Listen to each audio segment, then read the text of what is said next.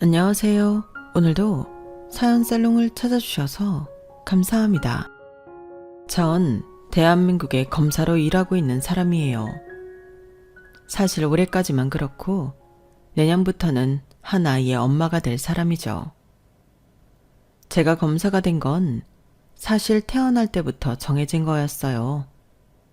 전 일남 일녀 중 둘째로 태어났고 저희 아버지, 오빠, 큰아버지, 고모, 사촌들까지 거의 온 가족이 법조인이라고 해도 과언이 아니거든요. 당연히 저도 어려서부터 우리 가족의 일환으로서 법조인의 꿈을 가지게 되었고 법대에 지원하는 것만이 인생의 유일한 목표였답니다.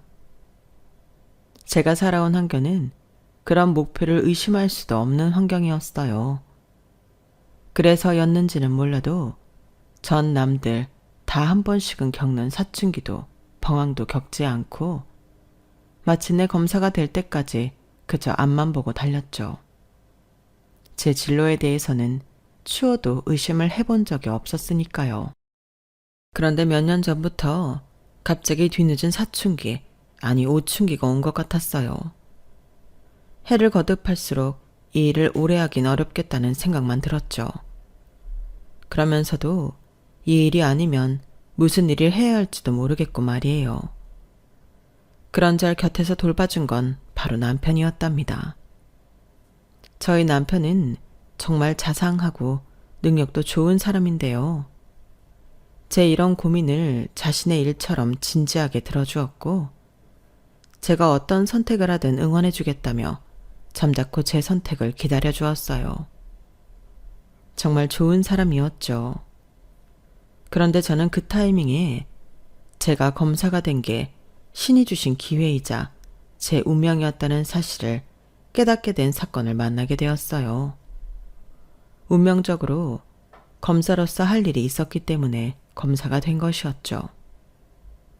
불과 몇 개월 전 겪었던 그 사건을 지금부터 여러분께 말씀드릴게요.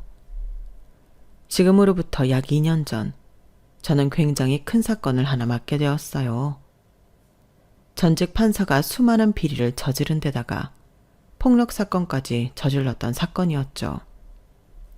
현실적으로 전직 판사의 사건은 이래저래 머리가 터지는 일이었기 때문에 당시 저는 매일같이 야근을 할 수밖에 없었어요. 다른 사건들도 물론 많았고요. 제가 그렇게 바쁘다 보니 하루는 남편이 야참으로 먹을 만한 음식을 들고 사무실 방문했습니다. 제가 그렇게까지 바쁜 일이 간혹 한 번씩 있다 보니 남편은 그럴 때마다 저와 사무실 식구들을 위해 음식거리를 사오곤 했어요. 다른 직원들은 야식을 먹으며 한숨 돌리고 저는 남편과 함께 따로 식사를 했는데요. 저희 남편은 사실 성공한 벤처 사업 대표예요. 장애인들을 위한 편의 서비스를 제공하는 사업을 하는 멋있는 사람이죠. 처음 그런 사업 아이디어를 내게 된 것은 사실 남편 본인이 한쪽 눈이 거의 안 보이는 시각 장애인이기 때문이었습니다. 왼쪽 시력의 8, 90%를 잃은 상태로 사실상 왼쪽 눈은 안 보이는 것과 다름이 없어요. 남편은 자기처럼 어려움을 겪는 사람들을 돕기 위해 언제나 일에 열정적이었고 성실하고 똑똑한 사람이었어요. 그리고 그 당시엔 본인도 굉장히 바쁠 시기였는데도 절 챙기러 와주는 자상한 사람이었죠. 당신 많이 피곤하지? 한동안 좀 덜 바쁜 것 같더니 또 무슨 큰 사건이 하나 터졌나 보네. 일이 얼굴 보기 힘들어서야 원. 나보다 당신이 더 피곤하겠지. 당신이야말로 요즘 새벽부터 새벽까지 일하잖아. 나야 대표니까 정 힘들면 마음대로 할 수 있지만 당신은 아니잖아. 대체 무슨 사건이길래 다들 몇 날 며칠 동안 제때 퇴근도 못하는 거야. 내용이야 뻔한데 문제는 기소당한 사람이 전직 판사라 좀 껄끄럽게 됐어. 김땡땡 판사라고 한때는 좀 유명했던 양반이긴 한데 당시에도 안 좋은 얘기들로 유명했어서 뭐? 김땡땡 판사? 혹시 내가 살던 지역에서 근무했던 사람이야? 아, 맞아. 당신 어렸을 때 살았다던 그 지역 판사였을 거야. 근데 왜? 당신이 그 양반을 어떻게 알아? 남편은 그저 어쩌다 알게 되었다며 대답을 흐렸지만 표정이 굉장히 복잡해 보였어요. 제가 말 나온 김에 그 사람이 예전 명성으로 떵떵거리고 살다가 가족 동료들에게 전부 외면당하고 나서야 이렇게 죗값 받게 되었다며 짤막한 상황을 전달해주자 남편의 얼굴은 더더욱 미묘한 표정으로 굳어졌죠. 웬만하면 저한테 비밀이 없는 사람인데 평소답지 않게 입을 굳게 다무니 저도 더는 캐묻지 않았지만 한동안 남편의 그 표정은 제 뇌리에서 잊혀지지가 않았어요. 그런데 전 얼마 지나지 않아 남편이 왜 그 전직 판사의 이름을 알고 있었는지, 왜 그 이름을 듣고 그런 복잡한 표정을 지었는지 이유를 알게 되었어요. 정말 우연한 기회로요. 하루는 시어머니한테 전화가 왔는데 깜짝 놀랄 만한 얘기를 하시더군요. 아가, 이번에 우리 가게를 좀 넘기려고 하는데 네가 좀 도와줄 수는 없겠니? 내가 이런 건 처음 해봐서 도통 어떻게 해야 할지 모르겠구나. 가게 처음 오픈할 때도 용준이가 다 알아서 해줬지 내가 한 건 없었잖니. 가게를 넘기시다뇨? 어머님, 그럼 다른 곳에서 장사하려고 하시는 거예요? 그건 일단 차차 알아봐야 할 것 같아. 일단은 좀 가진 것 중에 팔 건 좀 팔고 지금 가게는 좀 최대한 빨리 접고 싶은데. 왜요? 장사 계속 잘 되시는 것 같은데 혹시 무슨 일 있으세요? 어머님 그 자리에서 10년 넘게 하셨던 것 같은데 단골도 많으시잖아요. 장사가 잘 되기는 무슨. 아니야. 영 안 돼서 접으려고 하는 거다. 그리고 내가 너한테 이런 부탁하기 민망하지만 너 모아둔 돈 좀 있니? 남편한테는 얘기해 보셨어요? 아유, 용준이한테는 얘기하지 말어. 내 부탁하마. 내가 어떻게든 빨리 갚을 테니 일단 그 애한테는 비밀로 해다오. 갑자기 무슨 일이기실래 그러세요? 남편한테까지 비밀로 하시고. 제가 재차 물어보아도 시어머니는 한사코 아무 일이 없다며 말을 아끼셨어요. 하지만 시어머니가 시치미를 잡아떼실수록 저는 이 일이 예산 일은 아닐 거라는 확신이 섰죠. 시어머니는 남편이 나고 자란 동네에서 곱창집을 운영하셨는데 음식 솜씨가 상당하셔서 10년 넘게 그 자리를 지키셨고 손님도 항상 많았거든요. 오래된 단골도 넘칠 만큼 장사를 잘해오시던 분이었고 그 전화를 받기 반년 전쯤에 제가 회사 동료들과 방문했을 때도 늦은 시간까지 손님이 꽉 차 있었을 정도였어요.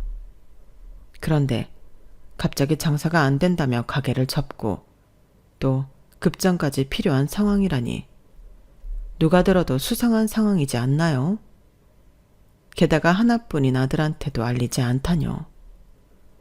저는 일단 그날 급한 일만 처리한 뒤 빠르게 퇴근을 했고 곧장 시어머니께로 갔습니다. 가게에 도착했는데 희한하게도 분위기가 평소 같지가 않더라고요. 벽쪽 구석에는 소주병인지 사이다병인지 모를 유리병도 깨져 있었고 실내 흡연이 금지된 식당 안에 재떨이가 버젓이 올라와 있고 말이에요. 게다가 손님들을 위해 마련한 커다란 TV에는 화면에 금이가 있었죠. 가게 오픈 시간이 넘었는데도 불도 끄고 문도 열지 않고 있던 시어머니는 절 보고 깜짝 놀라셨어요. 그리고 직접 찾아온 제가 도대체 무슨 일이 벌어진 건지 여쭤보자 시어머니는 그제서야 땅이 꺼져라 한숨을 쉬시고 눈물을 글썽이면서 그간의 일을 털어놓으셨죠. 올 봄쯤 됐을 때부터 가게에 자꾸만 양아치 같은 놈 하나가 들어오더구나. 처음 며칠은 험악한 인상에 머리도 일주일은 안 감은 행색으로 혼자 와서 밥을 먹길래 무슨 노숙자인 줄 알았다. 나중에 얘기를 들어보니 출소한 지 얼마 안 된 범죄자라고 하더라. 무슨 죄를 짓고 거기 들어간지 모르겠다만. 범죄자가 들어왔다고요? 하긴 그땐 전과자 신분이었겠네요. 그런데요? 근데 그놈이 며칠 지나고 난 다음부터는 행색을 갖추고 지 패거리들을 데리고 오는 거야. 처음엔 2~3명 데리고 들어오던 게 나중엔 6~7까지 늘어나더구나. 나야 범죄자든 나라님이든 음식만 곱게 먹고 나가면 별 상관없다만 이놈들이 내 가게를 아예 지들 아지트로 삼으니 주변에 있던 손님들도 다 내쫓고 이젠 오래된 단골 손님도 들어오질 않아. 내 지난 몇 달 동안 가게 유지비만큼도 못 벌었다. 세상에, 그럼 오픈 시간부터 와서 새벽까지 있는 거예요? 그동안은 그놈들이 먹는 게 매출의 전부셨어요? 지들 먹은 거 값이라도 제대로 치르면 다행이지. 백날 첫날 냉장고가 지 것들인 것 마냥 술을 괴짝으로 처먹고 돈도 안 내고 가버리니 내가 그동안 수없이 많은 진상 손님들을 봐오고 상대해왔지만 이것들은 정말 안 될 놈들이다. 잘못 건드렸다간 법이고 뭐고 사람 해칠 놈들이야. 그러니 용준이한테는 말하지 말아달라는 게야. 너한테 이런 부탁해서 정말 미안하지만 일단은 최대한 빨리 여길 아예 정리해버리는 게 최선일 것 같구나. 좀 도와다오. 어머님, 그럼 경찰에 먼저 신고하시지 그러셨어요. 며느리가 검사인데 뭐가 무서우시다고요. 당장 금전적인 부분들도 바로 도와드릴 수는 있지만 이것들이 너무 괘씸하잖아요. 아휴, 그러지 말어. 네가 이번에 도와준 금액은 내가 무슨 수를 써서라도 갚을 테니 그냥 넘어가자. 응? 그놈들 딱 봐도 문신의 우락부락한 얼굴에 깡패 그 자체야. 너 가뜩이나 일 때문에 험한 사람들한테 얼굴 낙인 찍혔는데 또 이런 못된 놈들한테 알려지면 어떡하니? 아니에요, 어머님. 앞으로도 이런 일이 벌어지면 제일 먼저 저한테 알리셔야 해요. 남편한테도요. 이렇게 피해가 커지기 전에요. 내가 너희한테 뭐 해준 것도 없고 받은 게 너무 많아서 이런 얘기 하기가 참 입이 안 떨어지던구나. 어머니가 섣불리 도움을 요청하지 않고 망설이신 것도 저는 이해가 가는 부분이었어요. 왜냐하면 시어머니는 남편이 아주 어렸을 때부터 홀몸으로 남편을 키우시느라 정말 가난하셨거든요. 마땅한 집도 구하기 어려웠는데 그나마 운 좋게 가까운 보육원에 남편을 맡길 수 있어서 남편과 따로 떨어져 지내셨다고 해요. 당시 시어머니는 밤낮 없이 일하셨기에 남편을 만나러 오는 날이 한 달에 1~2번 정도로 적었다고 하더군요. 그래도 그렇게 20년 가까이 돈을 모아서 남편이 군대 다녀온 뒤로는 2사람이 지낼 수 있는 집을 마련했다고 합니다. 그런 노고를 알기에 남편도 돈을 벌자마자 시어머니에게 가게를 차려드린 거고 시어머니는 그럼에도 못해준 게 많다며 마음을 쓰시는 거였고요. 하지만 그건 그거고 이건 이거지. 시어머니의 마음은 이해해도 전 의견을 굽힐 수 없었죠. 그래서 이런 얘기 다음에도 안 하시면 남편은 더 마음이 안 좋을 거라고 몇 번이나 시어머니께 말씀을 드렸네요. 어쨌든 저는 가게 CCTV 영상부터 USB에 저장했고 시어머니께 제가 도와드릴 테니 경찰에 신고하자고 말씀드렸어요. 차근히 준비해서 신고하면 된다고 불안해하는 시어머니를 몇 번이나 안심시켜드리곤 CCTV 영상이 담긴 USB를 집에 들고 왔죠. 그리고 다음날 마침 오랜만에 일찍 퇴근한 남편에게 자초지종을 설명해 주었어요. 저는 이미 CCTV 영상을 전부 보고 사건 경위를 다 정리한 상태였고 남편에게 이야기를 전달할 때도 일주일 내로 시어머니를 모시고 경찰서에 다녀오겠다고 얘기했는데요. 그럼에도 남편의 엄청난 분노를 잠재울 수가 없었어요.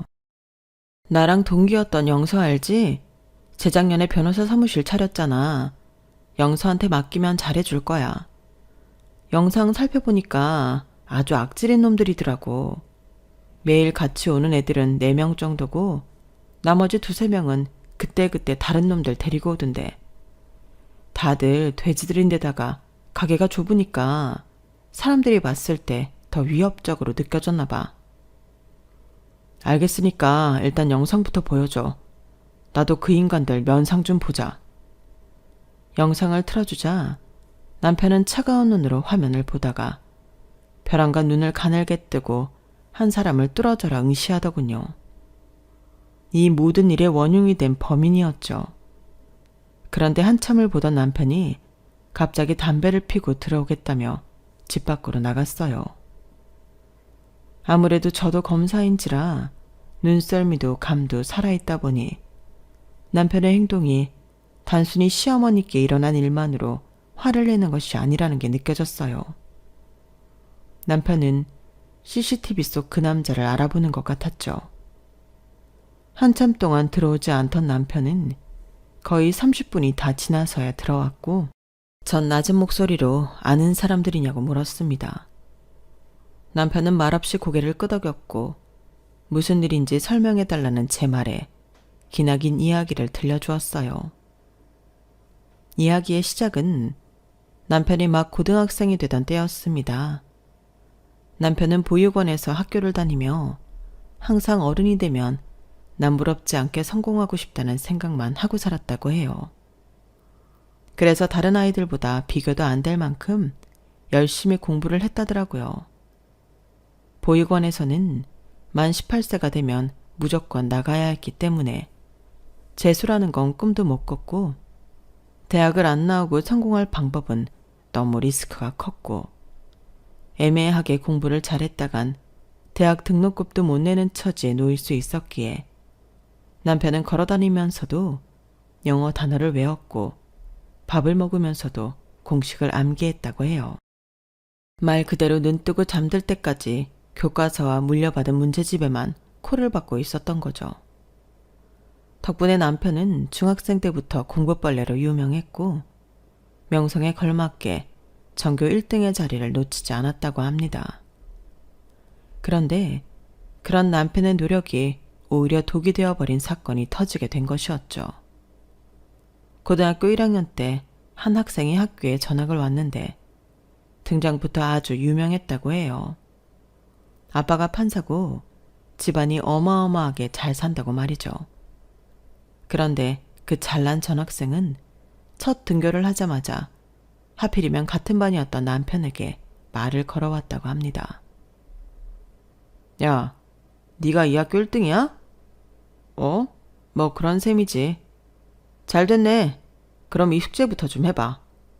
뭐? 내가 왜? 이번 학교에서 성적 안 나오면 내가 곤란하거든. 그러니까 네가 좀 해달라고.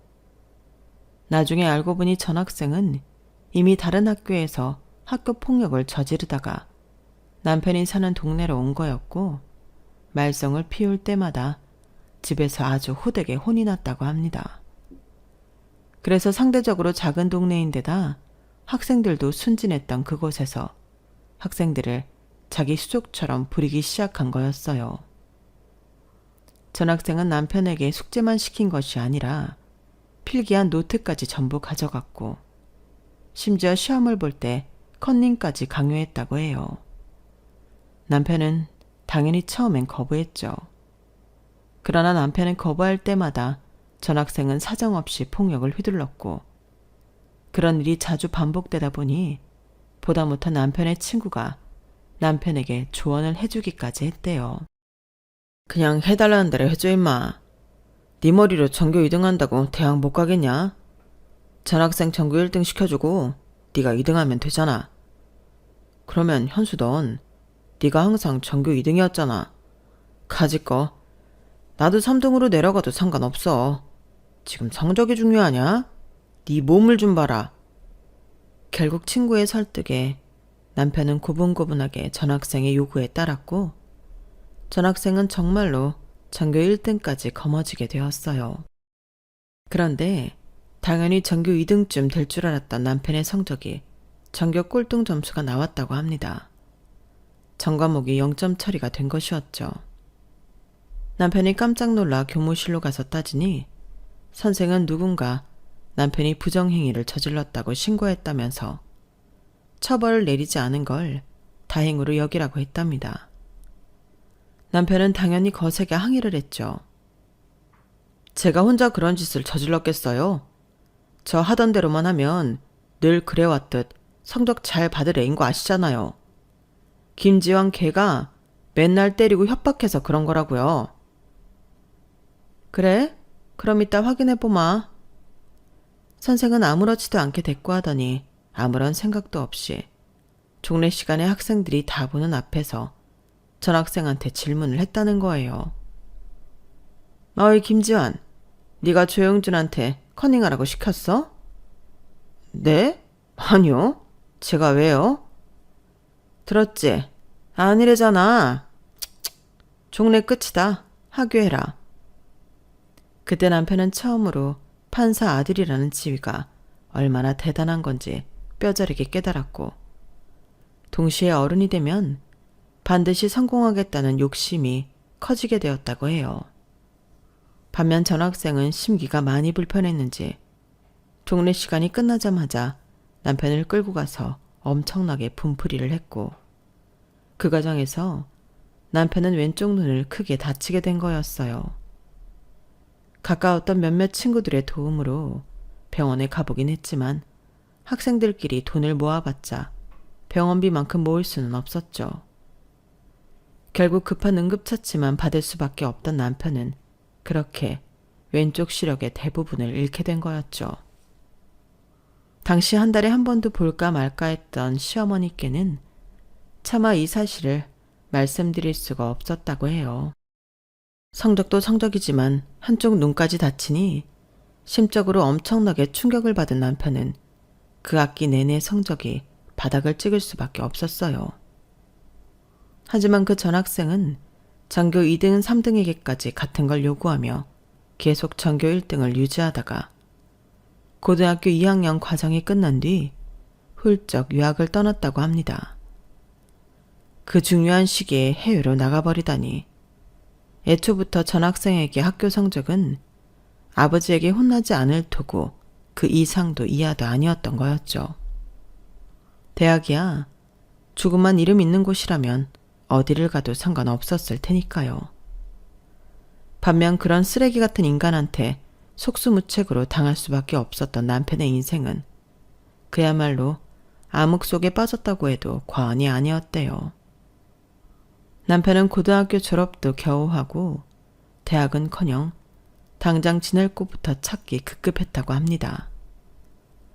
만 18세가 넘어가면서 보육원에서 나와야 했는데 당시 시어머니는 식당 일을 하며 숙식을 제공받고 있었기 때문에 같이 살 수도 없었다고 해요. 시어머니가 당시 모으고 있던 돈이었던 500만 원을 주긴 했지만 그걸로는 한두 달밖에는 버틸 수가 없었던 거죠. 결국 남편은 숙식이 제공되는 공장에 들어가서 지냈다고 해요.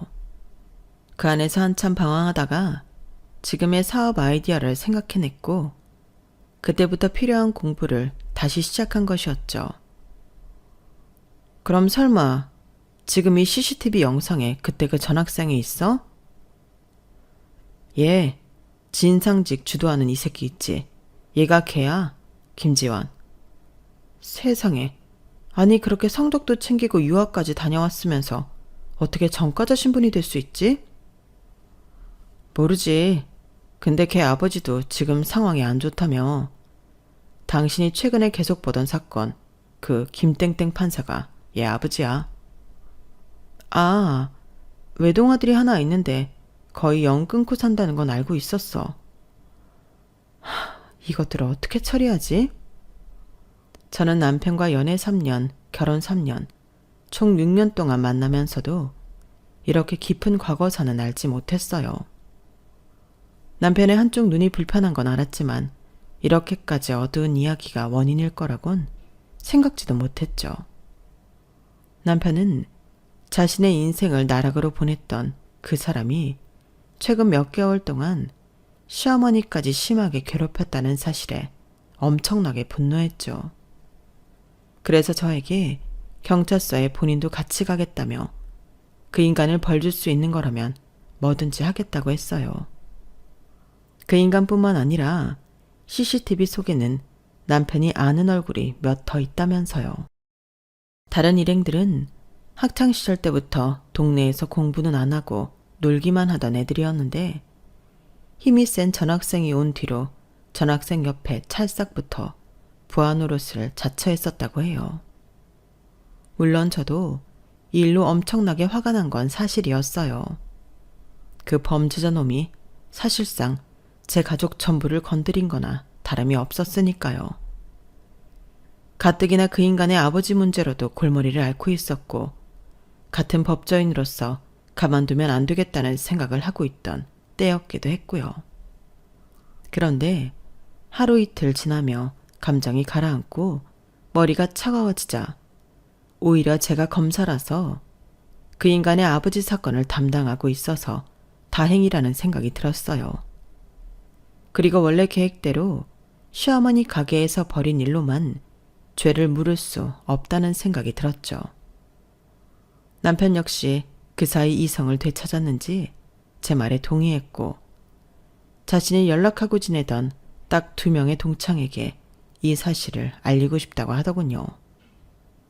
바로 그 동네에서 같이 나고 자라며 항상 나란히 전교 1, 2, 3등을 해오던 삼총사였죠. 그리고 고등학교 시절에 그 양아치에게 집중적으로 괴롭힘과 착취를 당했던 피해자들이기도 했고요.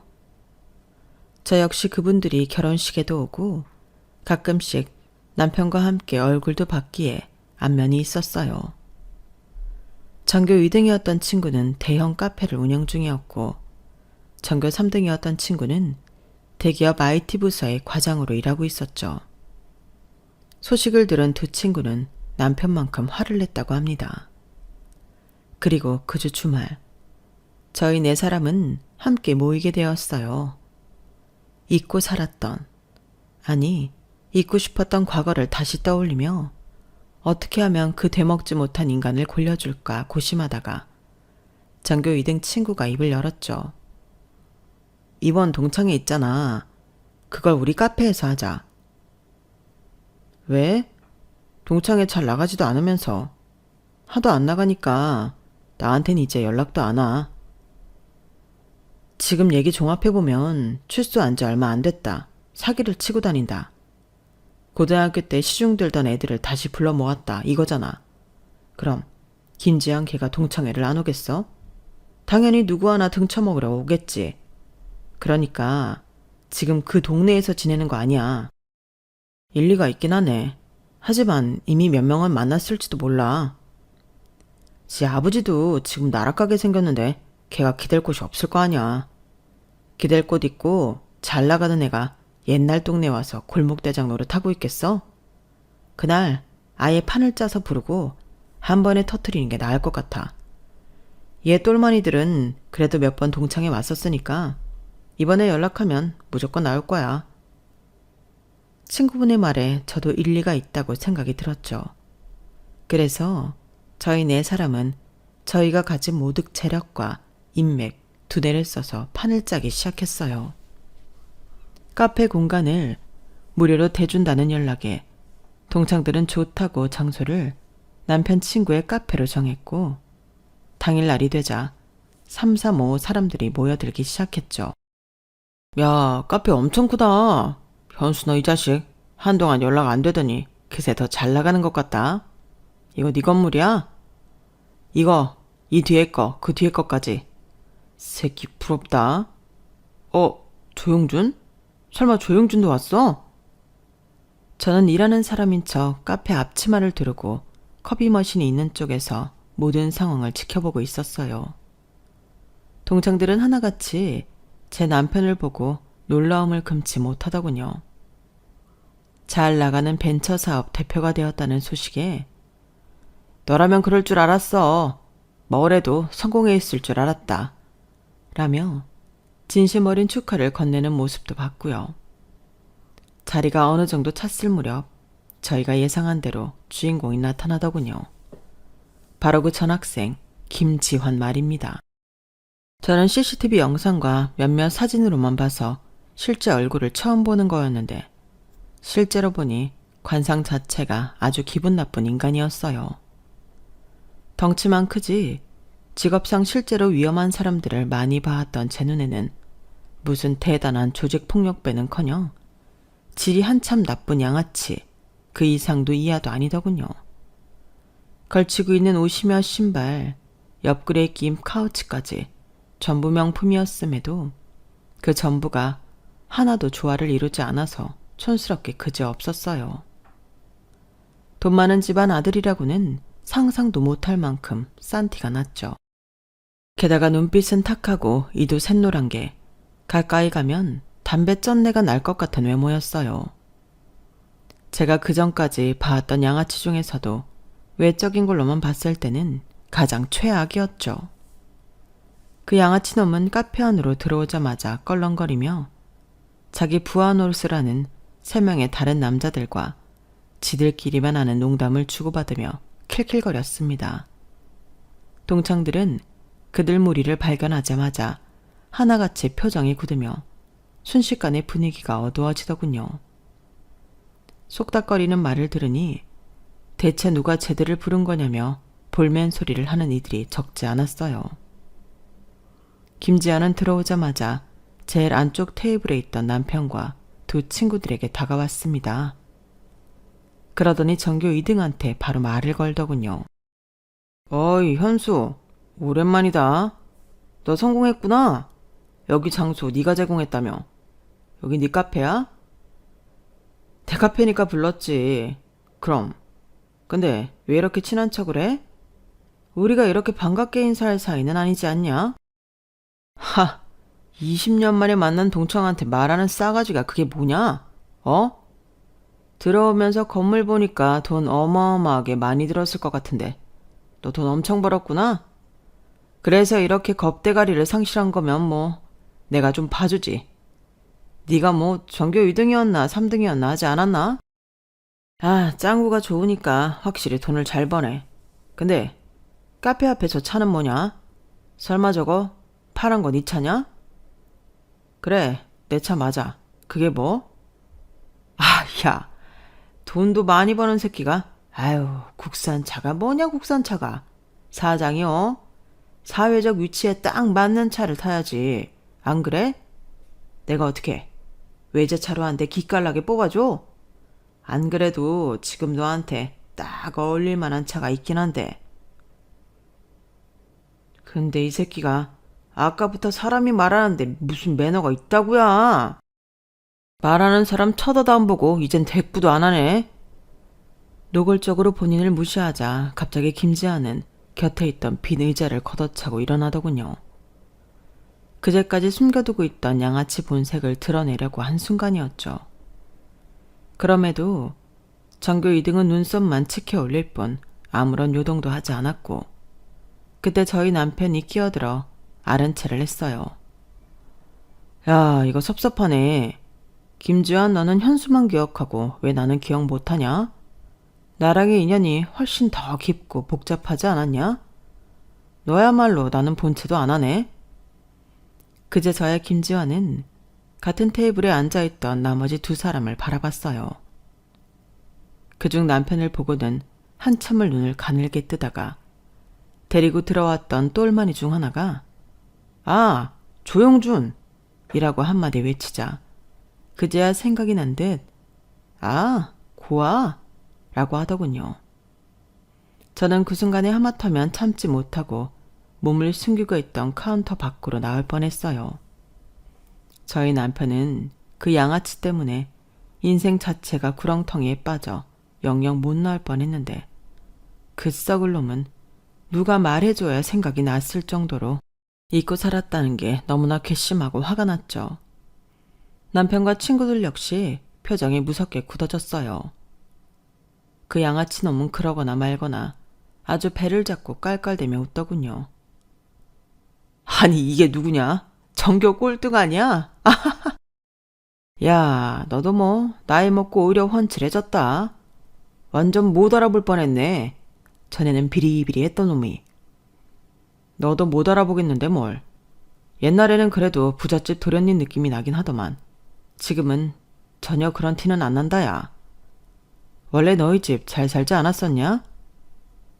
남편의 빈정거림을 한 번에 알아들은 그 양아치 놈은 표정이 곧바로 험악해지더군요. 다른 동창들은 남편과 그 양아치가 말싸움이 붙자 모두 숨을 죽이고 이쪽 테이블만 바라보고 있었어요.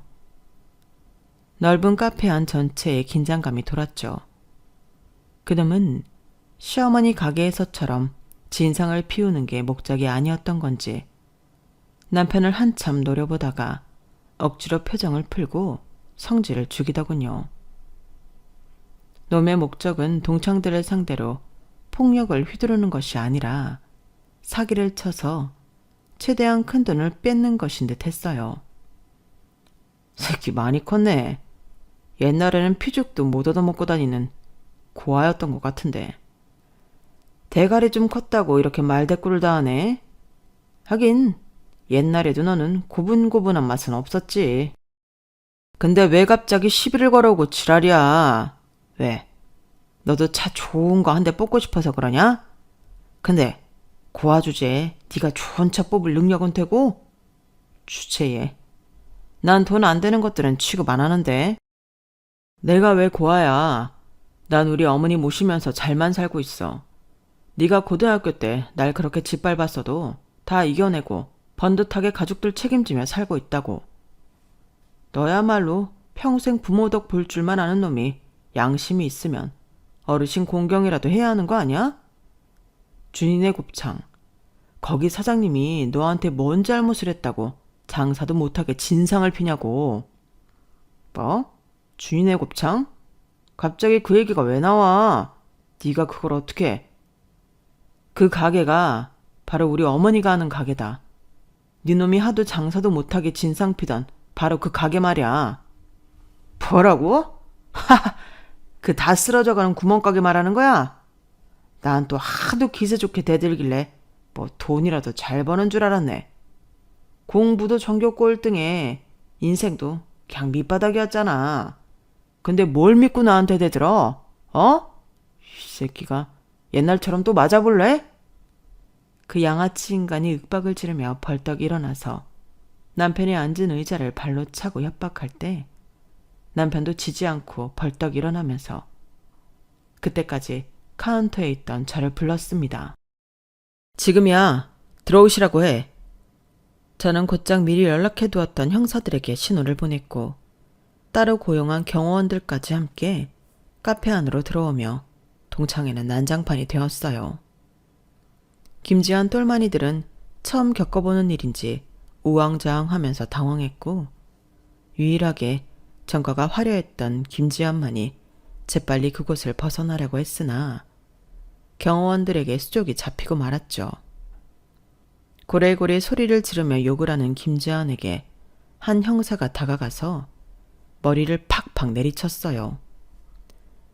야, 시끄러워. 조용히 하네? 내가 이거 출소하고 나와서도 여전히 이러고 살 줄 알았다. 네가 콩밥이 적잖이 그리운가 보구나. 아주 기떨어지겠네 아주. 좀 조용히 하라고. 괜찮아요 형사님. 제가 알아서 할게요. 넌 또 뭐야? 뭔데 기집애가.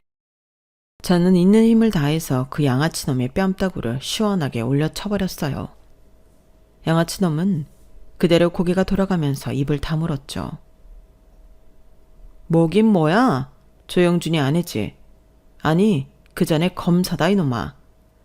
내가 네 사건은 친히 제대로 맡아줄 테니 이번에 감방 들어가면 평생 못 나올 생각해라. 알겠냐? 제 말에 그 양아치놈은 저승사자라도 만난 양 얼굴이 새하얗게 질려버렸어요. 그리고 남편과 친구들이 이쪽으로 다가왔죠. 그들을 본 김지환은 그야말로 겁에 질린 양처럼 바들바들 떨더군요. 남편과 친구들은 그 못된 놈을 흠씬 두들겨 패주었어요. 남편은 꼼짝 못하고 참교육을 당한 그 양아치 놈을 보면서 소리쳤습니다. 천하의 김주환이 왜 이렇게 꿀먹은 벙어리 마냥 조용해? 어디 한 번 더 그 잘난 새치어 좀 놀려보시지. 뭐? 고아? 너야말로 아버지한테 버림받은 지 오래되지 않았냐? 아버지가 뭐야? 같이 어울려 다니던 못된 것들한테도 버림받아서 감방이나 오가고 돈도 탈탈 털린 거 알아. 안 그래도 우리 와이프가 너희 아버지 아주 비 오는 날 먼지 한 톨도 안 나올 만큼 털고 있으니까 너도 기대해라. 이 나이까지 이런 시답지 않은 일진놀이가 먹힐 거라고 생각했다니. 진짜 안쓰러울 만큼 멍청한 새끼다.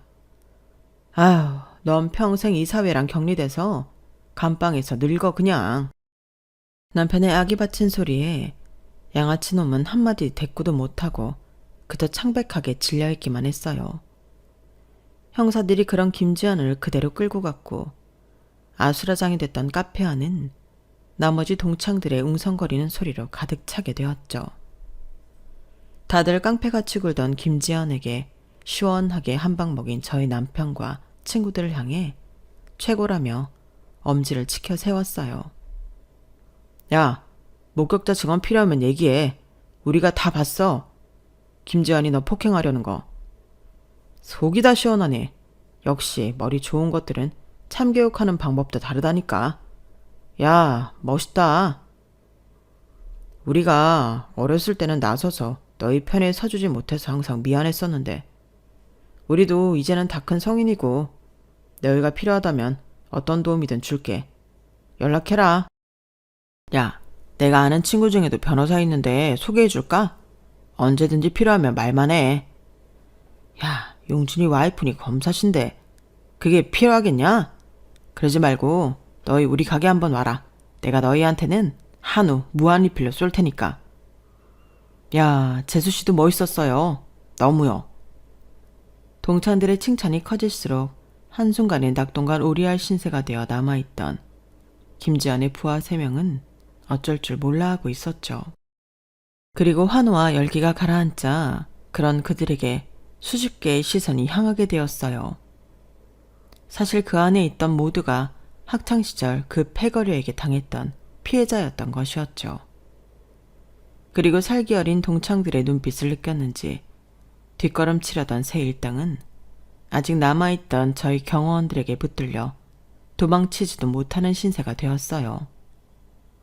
남편의 친구인 카페 주인이 얘들아, 테이블이랑 의자만 잘 지켜줘라 라고 말한과 동시에 동창들은 그 3명의 논팽이에게 달려들어 그동안 당해왔던 서름을 전부 되갚아 주었어요.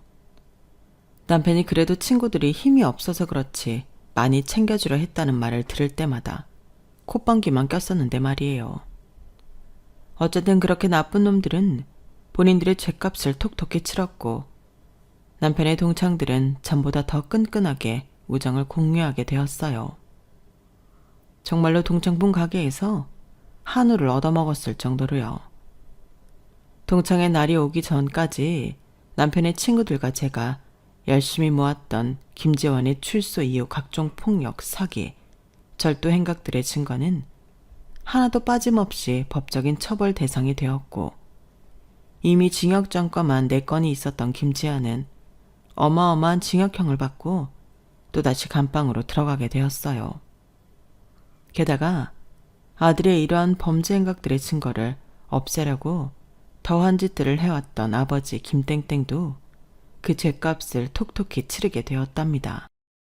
누가 부자지간 아니랄까봐 둘이서 아주 생양아치 같은 범죄만 저지르고 다녔더군요.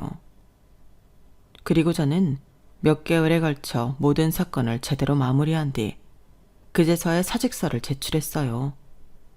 그 못돼 처먹은 김씨 부자에게 콩밥을 먹인 것이 검사로서 제 사명의 끝이라는 생각이 들었거든요.